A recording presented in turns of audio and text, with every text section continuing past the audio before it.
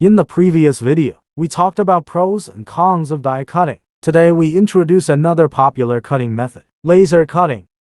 Here are 5 advantages. First, high precision. Laser cutting has extremely high precision, small error, smooth curve and no burr. It is suitable for cutting small window and other products with high precision requirements.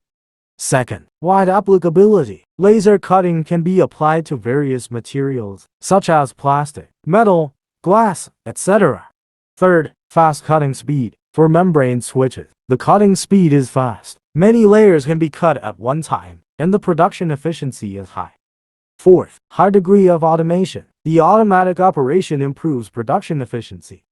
Fifth, no need for molds. Compared with traditional stamping or die cutting, laser cutting does not need molds, which saves the maintenance and replacement costs of molds. On the other hand, there are many shortcomings. First, high equipment cost. Laser cutting requires professional equipment. You need much money to buy it. Second, high maintenance cost. Due to the complexity of laser cutting equipment, it needs regular maintenance, which increases costs.